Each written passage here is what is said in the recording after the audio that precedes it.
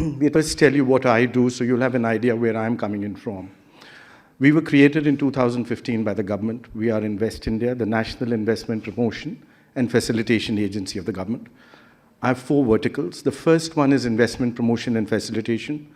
I'm the single point of contact for any investor coming into India. We give them a dedicated relationship manager. We help them with all the approvals, their business plan.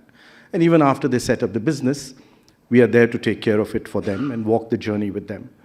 Just to put in a small ad on that one, we are just about, 8 years old, and we've been ranked by the UN and the World Bank as the world's #1 investment promotion agency. That's just to let you know how fast India is changing. The second part, Startup India. We are the execution arm for Startup India. It's a fascinating story, and I'll mention a little of it as we speak about. From the first day when it was launched to getting even a definition of what a startup was, that's where the team worked, and we made that happen. The third is the Prime Minister's Science and Technology Initiative, where all innovation happening outside, we're trying to bring it into the government, be the armed forces or otherwise in agriculture. And all innovation in the system, we are trying to see how fast we can take it into commercialization. And the fourth part is very interesting.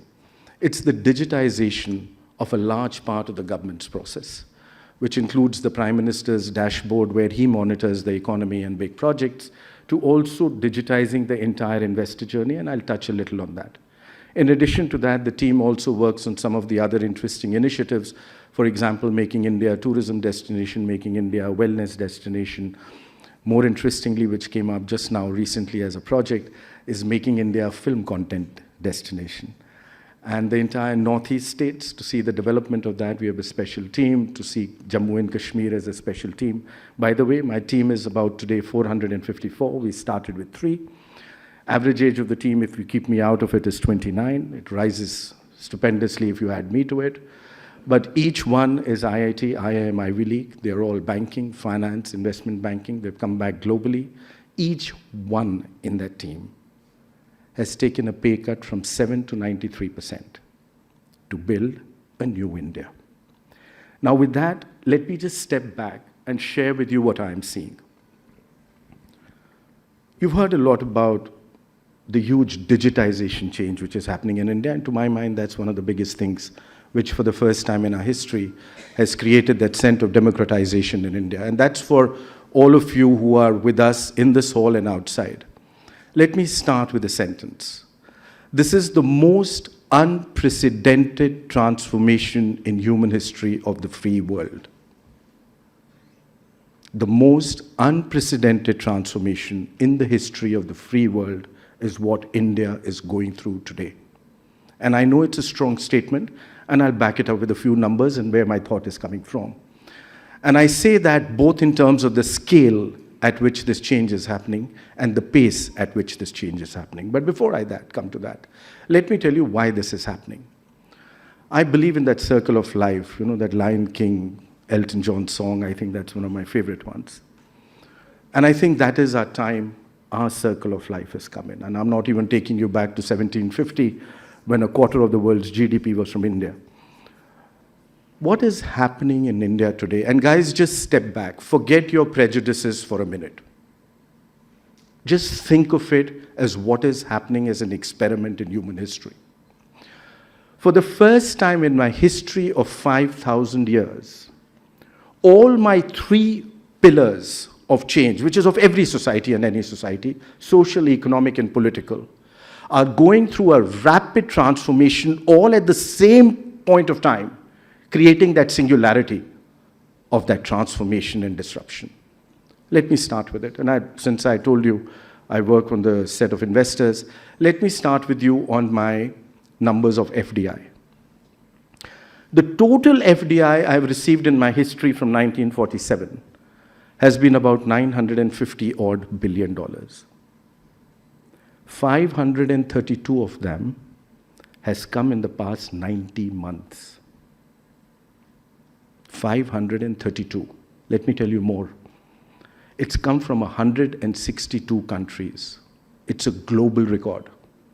Remember, FDI is not just about that dollar coming in. FDI is about trust. FDI is about the world's trust in you, in your future, in your leadership, in your opportunity, in your entrepreneurship, and your ability to partner with them and to deliver on their faith and trust in you.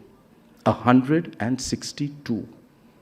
And let me tell you, for 8 consecutive years from 2015, we set up a new FDI record for ourselves every year. Even in the midst of the lockdown in 2022, the most unprecedented lockdown in human history, you received your highest ever FDI of $83.5 billion. Highest ever. Let me tell you the second part of your FDI.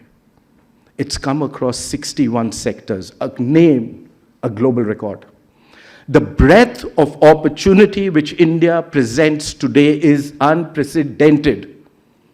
No other country in the world has got an FDI across 61 sectors, and that number is increasing. Remember I told you the most unprecedented transformation? It's just started. And let me tell you the third part to that, to me, which is the most gratifying. It's come in 31 states and union territories of India. The new engine of India, the new growth of India is bottom up. The new growth of India is inclusive. The new growth of India is not just the 7 big cities of this country, but every small little town, which for the first time in my history is a part of my entire growth process, where they can participate and they can partake from it. And let me tell you the other last part of my FDI. 93% of that number came in the open route. That means it did not require any special approvals. I remain one of the most open economies on the planet, with the private sector and the global partner having the ability to play a role and partner with me in each and every sector of my economy, be it defense or be it any other. Let me give you the story of my GDP. The first trillion took me 67 years. The second trillion took me 8 years. The third trillion took me 5 years. Are you seeing where I'm progressing? But let me tell you something more interesting. From 2015 until now, that is what, we are 9 years? I moved ahead of Russia, Italy, Brazil, France, UK, from number 10 to number 5 in size of my GDP. I'm knocking at Germany. By the end of this year or early next year, I become number 4. And before the pandemic, I was the fastest growing large economy on the planet. And after the pandemic, I am the fastest growing large economy on the planet. 2/3 of my GDP is driven by domestic demand. That is what India's growth model is. Demand is ahead of supply. And market forces are the ones which are driving it. Now let me take you to the second pillar, which is the social pillar. You know, 3 weeks ago, I became the largest human resource on the planet. You know that, right? Close to about 1.4 billion human resources. Let me tell you more interesting. 1 billion of those are under the age of 35. My average age is the same as my team at Invest India, 29. I'm the youngest on the planet all the way up to 2070.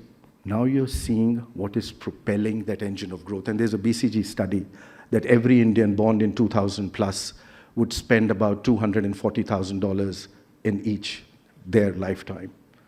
Multiply that by 1.6 billion. That is what I will be on 15th August 2047. This is the size of my market. And guys, this has only just begun.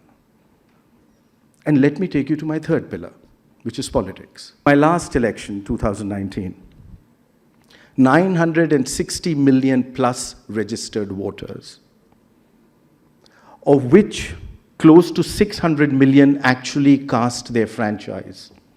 1 million polling booths.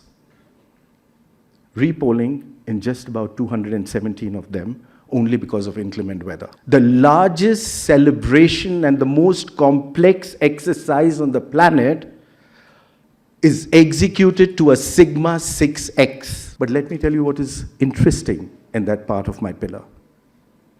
Of that 600 odd million, which actually cast their franchise, Zareen, close to 90 million of them were first-time voters. This is aspirational India. Each one of them has the same desire, the same faith, the same ability, and the same aspiration as anyone in Singapore, London, New York. This is the generation which is driving this transformation, and this is the generation which has brought about a central change where good economics today is the center of good politics. July 2015 is when the Honorable Prime Minister launched Digital India. On that day when he launched, my ranking in global ranking on per capita data consumption was 122 or 120. You were number 1 in the world. You consumed more per capita mobile data than the US and China put together. Last year, 41% of the world's real-time transactions happened in India. 41%. You did 48 billion transactions. China was number 2, 18 billion. And I must tell you, we did 48 billion in 2021. In 22 October, we did 8.4. You see the run rate? You see the pace at which this juggernaut is changing, the scale at which it is changing. Let me give you one more instance. Startup India. And that was close to my heart. We launched it on 16 January 2016. The Prime Minister launched it. In a period of 84 months, you are number 3 in the world in number of unicorns. You are number 2 in the world in number of startups. You are number 1 in the world with new startups adding every day. In fact, in 2021, you added a unicorn every 29 days. In 2022, you added a unicorn every 9 days. In the third quarter of last year, you added more unicorns than any other country in the world. The story of startups is not just about the story of a change. The story of startup in India is a story about entrepreneurship. It's a story about my new generation, but most importantly, it is the story about the ability to access that amazing opportunity in India. The situation today is that because of the amazing digitization in India for the first time, I have the ability to access that opportunity. The first time in human economic history, a brand new company got 100 million new customers in 180 days at a cost of acquisition per customer of 1/5 of the global average. And let me tell you, the story has just begun. Why? I'm the second largest on the net today. I'm the largest, not yet on the net. And every second, 3 new people are joining that net in India, 2 of them from a village. And don't forget, 11% of the world's population lives in my villages. And let me end with the last point which I have to give to you. Every minute, 30 people are moving from a village to a city in India. Every minute. In the next 10 years, I will create a new United States of America. I need to give them housing, I need to give them infrastructure, I need to give them education, I need to give them water, I need to give them everything. This is the opportunity which I'm talking about. Ladies and gentlemen, just 9,000 days from today, I'll turn 100. 15th August, 2047. I'm an ancient civilization, but I'm one of the youngest democracies on the planet. We often forget that. And on that day, 21% of the world's workforce will be in India. 20% of the world's middle class will be in India. This is the new India, which wants to be with you, partner with you, and walk for your future and for ours. Thank you for giving me this time, Zareen. It's been a pleasure.